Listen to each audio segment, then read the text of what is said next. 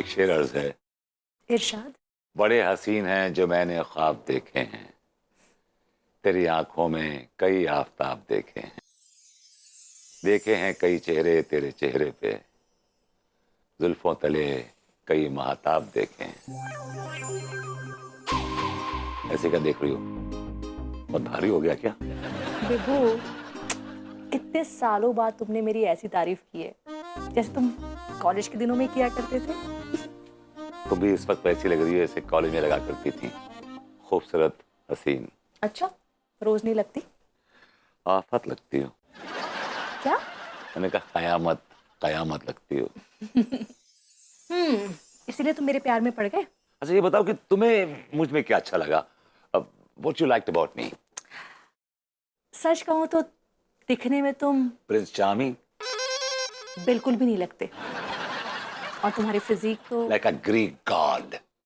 सूखी लकड़ी, पतली मोमबत्ती लगते थे तुम। तो तुम्हें कद्दू पसंद आए मेरे अंदर? आई ना तुम्हारी बातें। विभू, जब तुम ये शेरो शायरी करते हो ना तो इसमें एक चुंबक सा एहसास होता है। चाहूं ना चाहूं खिंची चली आती हो तुम्हारी तरफ। Really? और जब तुम बोलते हो तो ऐसा लगता है कि किसी एक्सपेंसिव कार में बिना किसी गड्ढे, बिना किसी रोड ब्रेकर के ऐसे चलती चली जा रही हूँ, हाईवे पे चलती चली जा रही हूँ। और तुम्हारी कैरमल जैसी मेल्टिंग वॉइस, इतना मीठा, इतना सुरीला बोलते हो कि कोई भी इम्प्रेस हो जाती है। पता होता तो मुंह पे ताला मार के बैठ जाता। क्या बोला? जस्ट जोकिंग, मजाक कर रहा हूँ। लेकिन मैं मजाक नहीं कर रही हूँ।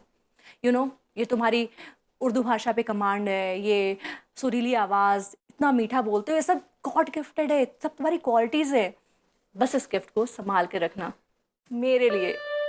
तुमने इतनी तारीफ की, दिल तो कर रहा है कि अपनी आवाज को बैंक के लॉकर में बंद कर दूं और चाबी दरिया में फेंक दूं। बस इस आवाज में ऐसी बकवास करके ना अपने गले में पोल्यूशन मत फैलाया करो।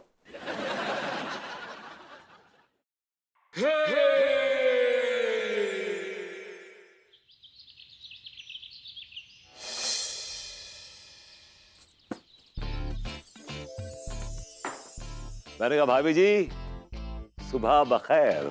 क्या बोले? अरे भाभी जी सुबह बखैर मतलब के गुड मॉर्निंग। तो सीधा सीधा गुड मॉर्निंग बोलिए ना बरबुती जी। भाभी जी आपके लिए कुछ अर्ज करना चाहता हूँ। एक शेर बड़ी उमस से आ रहा है। कुवैत से शेर आ रहा है। हमको कुवैत का शेर देखना है। बताइए कब आ रहा है?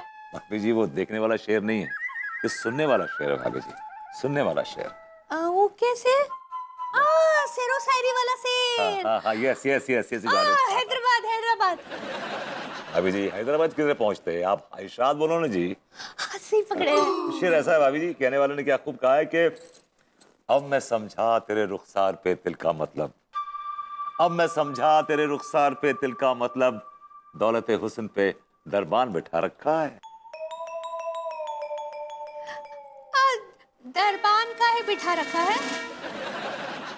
अभी जी आपने मेरे शेर की शहनाई की पुंगी बजा दी भाई। दो पुंगी कहाँ बजाई हमने? ना ही हम बजाए ना आप बजाए। और देखिए ना भरभूति जी, सब्जी कितनी महंगी हो गई है, और बहुत महंगा। हमको लगता है अपने को यहाँ पर ही सब्जी उगानी चाहिए। अभी जी मैं जो आपसे कहता हूँ आपको वो समझ क्यों नहीं आता है? समझ में नहीं आता है आप जो कुछ भी बोलते, लेकिन आज सच बताया का हमने दिल को बहुत भाता है, कान को सुनने में बहुत अच्छा लगता है। रियली भाभी जी आपको मेरे शेर पसंद आते हैं? हाँ, भरभूति जी आप हमको वादा कीजिए, आप रोज हमको एक शेर सुनाएंगे। भाभी जी आज से मैंने दिल के कॉन्ट्रैक्ट में रोज आपको एक शेर सुनाने का क्लॉज साइन कर दिया। आप अभी जो कुछ भी बोले ना हमको गुइया समझ में ना ही आया, लेकिन हमको अच्छा लगा। आप ना हमारी जिंदगी में कंटेमिनेशन है। मैं आपकी जिंदगी में कंटेमिनेशन? मतलब मैं मिलावट हूँ, मैं कीटाणु हूँ भाभी जी? हाँ भरभूति जी, आप काहे ना ये अंग्रेजी समझते हमरी। आप हमारी जिंदगी में हमको प्रेरित करते हैं। आप इंस्पिरेशन करना चाह रही हैं भाभी जी? सही पकड़े। You got it. हमको आपका शेर इतना अच्छा लगता है कि हम आपका शेर अम्मा जी को भी सुनाते हैं। Really भाभी जी आपने मेरा शेर अम्मा जी को सुनाया? हाँ। तो हमें भी सुनाइए, कौन सा शेर सुनाया आपने? हाँ। ये इश्क नहीं आसा, बेहतरीन, या क्या बात है। ये इश्क नहीं आसा, बस इतना समझ लीजिए। क्या बात है भाभी जी, क्या मख्ता है कि ये इश्क नहीं आसान, बस इतना समझ लीजिए, आगे बोलिए। एक आग का सरिया है और दूध में पकाना है। आग का सरिया आप दूध में पका के कैरमल कस्टर्ड बनाएंगे। पर नेवर माइंड भाभी जी, नेवर माइंड। भाभी जी, मुझे बड़ी खुशी हो रही है कि आप मेरे शेरों को पसंद करती हैं, उनका एहतराम करती हैं। मैं इस बात का कायल हो गया। हटिया, बरेली से एहतराम चाचा भी आ रहे हैं। अभी बताएं आप। जाने दीजिए, छोड़िए। आप एक काम कीजिए, आप मूली की सब्जी बनाइए, लड्डू को भैया को खिलाइए, गैस को गुब्बारा बनाइए, उनको और उड़ा दीजिए। चलता हूँ। वो काहे उड़ाते हम उनको? कौन है बे? तुम्हारी अम्मा आ करके तोड़े का? अरे अम्मा, तुम हमेशा तोड़ने फोड़ने की फिराक में काहे लगी रहती हो? काहे कि तुम्हारी हरकतें वैसी हैं। अम्मा का नंबर सेव नहीं किए हो, सीधा बे हैं। नहीं, वो कहा है ना अम्मा, हमेशा जो है वो फ्रॉड कॉल आते रहते हैं ना, तो बस यूं समझ लो कि उनको मटियाने के लिए जो है वो अबे तबे बोलना पड़ता है। खैर मटियाओ, ये बताओ कि काहे फोन किया है? अमूमन तो बहुरिया को कॉल करती हो, हम तो तुम्हारे हई कौन। तू हमरा बैल है। अब फालतू बात में हमरा टाइम बर्बाद नहीं करो और जल्दी से जो है जरूरी बात सुन लो हमरा। का हुआ? अब कौन सा नया तोता पलवाना चाह रही हो?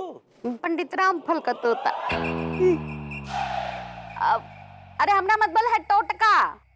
पंडित रामफल का टोटका है, समझे? फौरन 3 ठो गरीब पकड़ो, एक को माँ, एक को बाप और एक को भाई बनाओ। है? अम्मा ऑलरेडी दुई पिताजी के प्रपंच में फंसे हुए हैं, अब ये तीसरे पिताजी किस लिए? काहे कि तुम्हारी कुंडली में धनयोग का शुभ अवसर आए, समझे? अब जल्दी से 3 लोगों को पकड़ो, एक को माँ, एक को बाप और एक को भाई बनाओ और उनका सेवा पानी करो, समझे? उनका दान पुण्य करो, उनका खुश रखो। और जितना दोगे उसका 4 गुना वापस मिलेगा, समझे? कि दोबारा से समझाएं? नहीं, समझ गए अम्मा, समझ गए। इतने सालों में इतने सारे तोते पलवा चुकी हो तो बोलने से पहले ही समझ जाते हैं। हाँ, बस समझदार ही हो, बाकी तो कोनो काम के हो नहीं। आज तक कोनो खुशखबरी तो दे नहीं पाए हो, कम से कम यही कर लो। बिल्कुल अम्मा, बहुत जल्दी तुम्हारे साथ खुशियों पे खुशियां बांटेंगे। चलो फोन रखते हैं, चरण स्पर्श अम्मा। हाँ ठीक है।